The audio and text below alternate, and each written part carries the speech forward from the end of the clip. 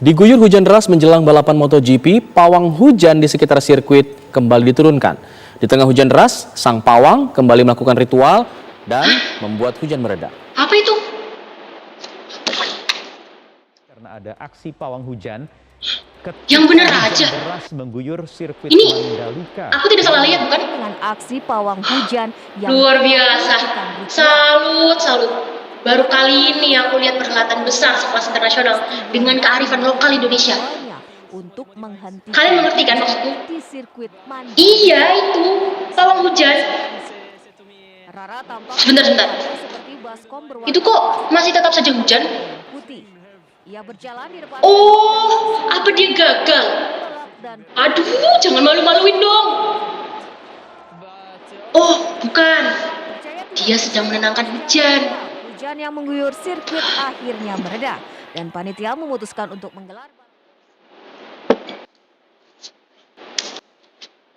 Apa kalian pernah melihat pawang hujan beraksi? Atau mendengar bagaimana mereka melakukan berbagai macam cara untuk menghalau awan hitam? Ya, katanya sampai ada yang tidak boleh mandi atau bahkan harus melempar celana dalam ke atas genteng supaya hujannya tidak turun. Oh iya, bawang merah dan cabai juga bisa jadi perantara kalau ditusukkan ke tusuk sate lalu ditancapkan ke tanah atau media lain. Tapi itu artinya menentang Gusti Allah. Wak Jamil di kampungku paling keras teriak soal begini. Katanya itu sama dengan tidak bersyukur dengan apa yang telah diatur Tuhan. Tidak tahu diri. Sepertinya agak sensitif ya kalau sudah bawa-bawa soal seperti ini. Apalagi kalau aku tulis persoalan ini di medsos. Dijamin deh. Jempol netizen itu lebih gesit dari kecepatan kuda. Contohnya, masalah kecil. Waktu aku mengomentari penampilan idola netizen yang jasa miring sedikit aja. Balasannya dari siapa? Dari idolanya? Bukan. Justru dari penggemar fanatik yang rela membela idolanya mati-matian. Siap perang kata-kata. Sampai menantang segala. Merasa pergeseran suara politik juga bisa dipengaruhi oleh jempol netizen ini. Aku yakin soal pawang hujan ini pun jadi viral ya gara-gara netizen. Andai semua netizen diberikan akses terbatas untuk berkomentar, ya tentu tidak akan jadi seheboh ini.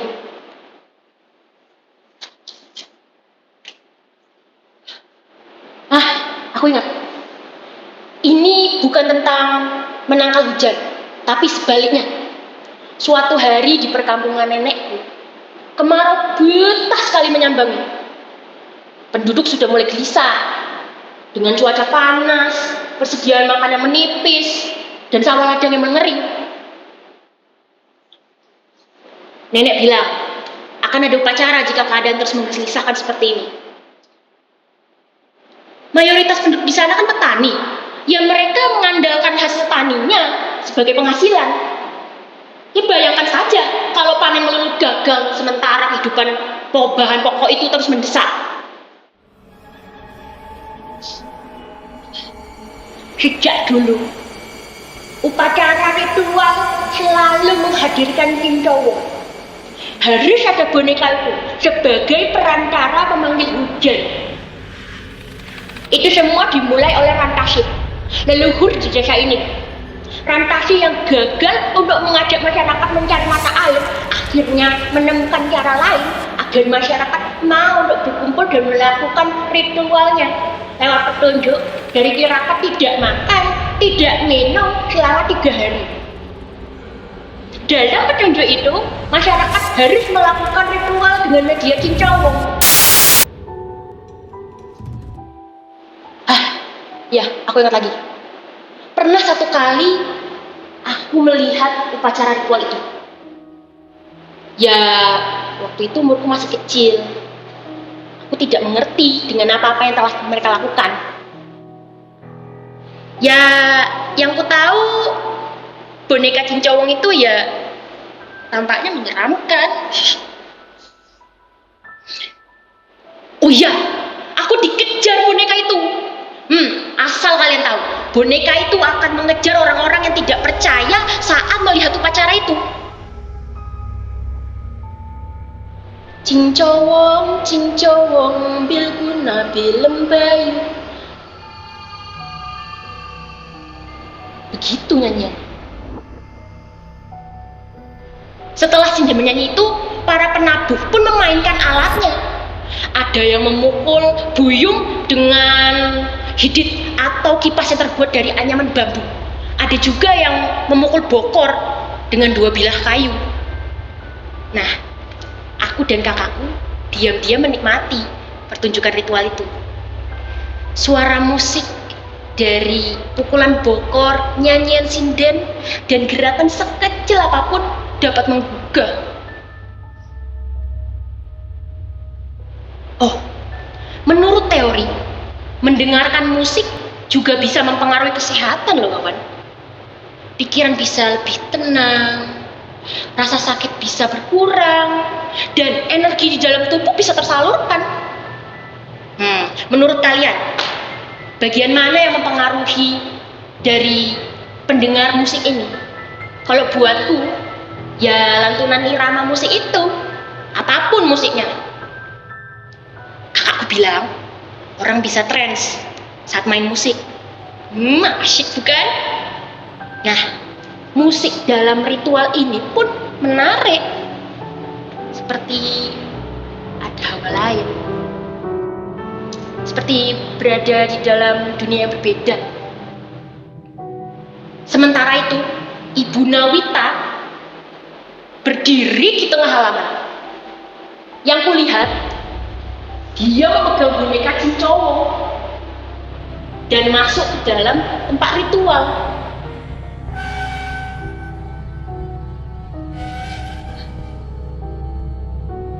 Di atas tikar berjejer sesajen.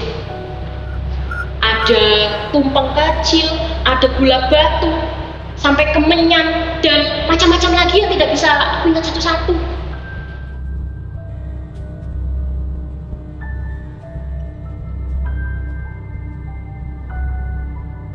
Begini kira-kira gerakan Ibu Nawita saat itu. Dia berjalan bolak-balik di antara anak Taraje. Ya, celah di anak tangga bambu ini ya cukup untuk 1 langkah kaki. Ibu Nawita berjalan diikuti 2 orang lain. Mereka bolak-balik selama 3 kali. Ibu Nawita menghadapkan Cincowong ke arah cermin yang dipegang asistennya. Cincowong juga sisir supaya rapi rambutnya. Nah, lihat, sabuk boneka itu dipegangnya oleh asistennya dari sisi kanan dan kiri. Bidadari lagi tetap, bidadari lagi tetap. Selesai sinden menyanyikan lagu itu, boneka Cincowong mulai bergerak. Semakin lama, semakin tidak terkendali. Bayangkan, aku yang awalnya sedang menikmati pukulan bokor, nyanyian sinden, kan jadi heran. Konon katanya, saat itu roh leluhur sedang memasuki boneka itu. Aku tidak percaya. Ya bagaimana masuknya? Apa? Kalian bilang apa? Tidak. Jangan bilang kalau aku tidak menghargai adat. Waktu itu kan aku masih kecil, ya belum tahu tentang hal-hal seperti itu. Ya maklumlah, anak kecil toh. Sekarang, gimana sekarang? Penasaran ya? Kepo kalian. Waktu itu, aku berbisik pada kakakku. Upacara ini aneh, tidak masuk akal. Lalu aku iseng komat kamit. Cincowong, bulu canting, bulu pipi. Cincowong, kepala cantik badan bubu. Tiba-tiba boneka itu mengejarku. Lihat. Wajahnya menyeringai. Matanya seperti hidup. Aku langsung berlari dan berteriak, "Nenek, kakak, tolong!" seperti bisa mendengar boneka itu berbicara. Shh, dasar kocak, berani-beraninya mengolok-olokku. Aku langsung merapatkan tubuhku ke kakakku yang di dekatku. Nenek, tolong, nenek! Nenek yang mendengar suaraku pun langsung datang dari teras. Apa yang kamu bilang tadi? Tidak boleh berkata seperti itu. Harus percaya. Kamu harus percaya dengan Didong. Tapi Nek, iya, saya percaya. Ampun, maaf Nek. Tapi tolong jauhkan boneka itu dariku. Ya ampun, maaf. Saya percaya. Ibu Nawita dan salah seorang asistennya pun memegang boneka itu. Boneka yang terbuat dari batok kelapa yang dihiasi dan dilukis dengan riasan, pakaikan baju berwarna kuning dan berkalungkan kamboja.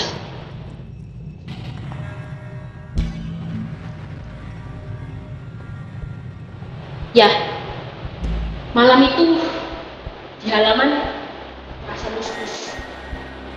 Lebih mengerikan lagi karena boneka itu terus bergerak-gerak. Tapi ritual diakhiri dengan saweran bunga kamboja yang dicampur dengan air dan dicipratkan ke arah penonton. Hujan!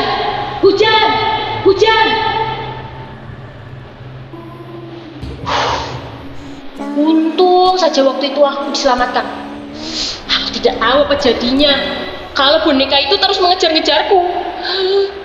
Sejak saat itu, aku kapok dengan molok-olok adat yang sudah ada dan makhluk yang tidak masuk di akal. Ya, memang benar kita harus percaya penuh pada Tuhan. Tapi ya, ada makhluk lain dan dunia lain yang tak kasat mata, yang juga ciptaan dari Tuhan. Bahkan masih ada di antara masyarakat kita yang melakukan adat-adat ritual. Tapi ya semakin hari semakin sedikit yang melakukan dengan alasan zaman sudah modern. Ya memang segala macam bisa dicari sekarang, diprediksi dan dipelajari secara keilmuan. Kita kembali lihat wanita di televisi itu saja. Nah, kalian lihat bokor itu? Singing bowl itu bisa dipakai untuk meditasi, untuk pengobatan juga. Frekuensi dalam tubuh kita diselaraskan, gitu kata guruku. Lihat, ada pembalap yang mengikuti gerakan dari pawang hujan itu. Walah, berita besar ini.